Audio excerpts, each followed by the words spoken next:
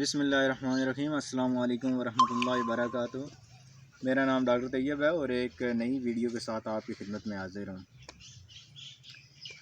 آج کے جو ہمارا ٹاپک ہے نا، وہ جانوروں کے جو سینگ ہوتے ہیں ان کے بارے میں ہوگا کہ ان کو کیسے ریموو کیا جاتا ہے، اور وہ کتنے دن کا ہو، بچھڑا یا بچڑی ہو تو کتنے دن کے ہوں تو ان کے جو ہے نا سینگ ریموو کرنے چاہیے، ڈی آرننگ کرنی چاہیے، ان کو ختم کرنا چاہیے، اس بارے میں ہوگا۔ تو ویڈیو شروع ہونے سے پہلے جتنے بھی میرے ویورز ہیں ان سے گزارش ہے کہ میرے چینل کو سبسکرائب کریں اور بیل کا آئیکن دبا دیں تاکہ میری نیکسٹ ویڈیو کی نوٹیفیکیشن آپ تک بآسانی پہنچ سکے۔ تو چلیں جی ویڈیو شروع کرتے ہیں۔ اس میں آگے آپ کو بتاتا ہوں کہ کتنے دن کا ہونا چاہیے اور ڈی آرننگ کیسے کی جاتی ہے، کیا طریقہ کار ہوتا ہے، اس کے بعد جو اس کی کیئر کی جاتی ہے وہ کیسی کرنی چاہیے، سب کچھ میں آپ کو اس ویڈیو میں بتاتا ہوں۔ جی تو پہلے آپ نے دیکھ چکے ہیں کہ آج کا جو ہمارا ٹاپک ہے وہ ڈی آرننگ کے بارے میں ہوگا۔ تو ڈی آرننگ جو ہے نا وہ کرنے سے پہلے کم سے کم جو جانور کی جو ایج ہونی چاہیے وہ 25 دن ہونی چاہیے۔ 25 دن بیسٹ ایج ہوتی ہے ڈی آرننگ کے لیے۔ تو سب سے پہلے کرنا یہ ہے کہ آپ نے جہاں سے یہ سینگ وغیرہ نکلتے ہیں اس کو جگہ کو آبزرو کرنا ہے، وہاں سے جو بال ہے نا وہ کینچی کے ساتھ یا بلیڈ کے ساتھ اچھی طرح کاٹ دینے ہیں، اور اس جگہ کو اچھی طرح صاف کر کے نا اس کے بعد اس کی ڈی آرننگ کرنی ہے۔ تو یہ دیکھ رہے ہیں کہ ہم نے اس کو قابو کس طرح کیا ہے۔ جانور کو قابو کرنے کا طریقہ بھی ایسے ہی ہے کہ جانور کی ایک لیفٹ سائیڈ والی اور پیچھے والی رائٹ سائیڈ والی ایسے کر لیں، یا اس کا جو ہے اپوزٹ کر لیں۔ اس طرح جو ہے نا ایک سائیڈ والی آگے کی ٹانگ اور دوسری سائیڈ والی پیچھے کی ٹانگ اچھی طرح باندھ لینی ہے اور اس کو لٹا لینا ہے۔ لٹانے کے بعد اس جگہ کو آبزرو کر کے وہاں سے بال جو ہیں وہ اچھی طرح کاٹنے ہیں۔ یہ جیسا کہ میں آپ کو دکھا رہا ہوں کہ یہ جو ہے 25 دن کی ہو چکی ہے، اور اس کے ہم جو ہے نا آج ڈی آرننگ کریں گے۔ پہلے جو ہے اس کے بال وغیرہ کاٹ رہے ہیں جی، اس کی صفائی کر رہے ہیں۔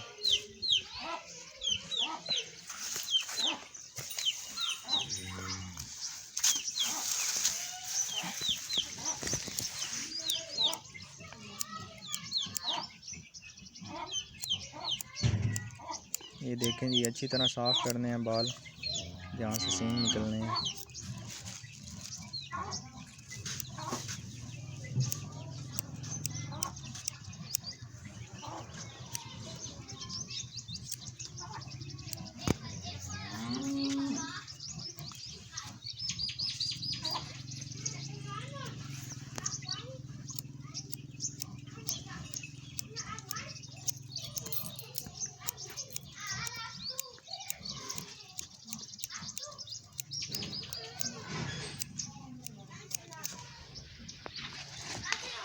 اچھا جی، سینگ صاف کرنے کے بعد یہ سینگوں والی جگہ پہ بال صاف کرنے کے بعد جو نیکسٹ آپ نے کام کرنا ہوتا ہے نا، اس کے اوپر جو ہے کریم لگانی ہوتی ہے۔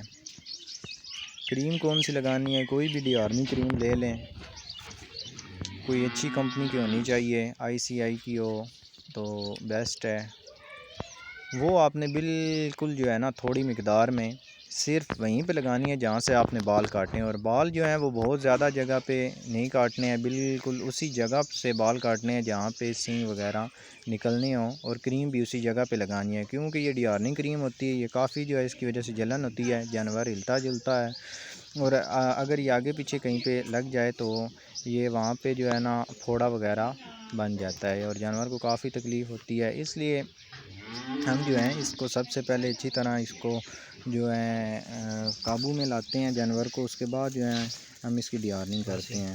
تو یہ دیکھیں جی میں نے ابھی ایک سینگ پہ لگائی ہے، ابھی جو ہے دوسرے سینگ پہ یہ لگانے لگے ہیں۔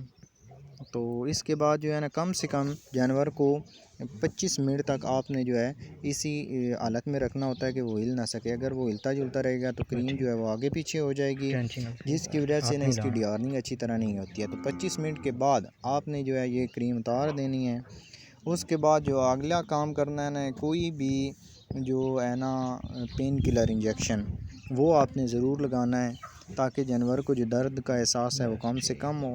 تو اور اس کے ساتھ جو آپ نے انجیکشن لگانا ہوتا ہے نا وہ آیوٹیک کا انجیکشن لگانے کا مقصد یہ ہوتا ہے کہ یہ جو سنگوں والی جگہ پہ زخم تھوڑا بہت بنتا ہے وہاں پہ اگر مکھی وغیرہ بنتی ہے تو پھر وہ کیڑا یا اس طرح کا نہیں بنتا ہے اور جانور کا جو زخم ہے وہ بھی جلدی ٹھیک ہو جاتا ہے۔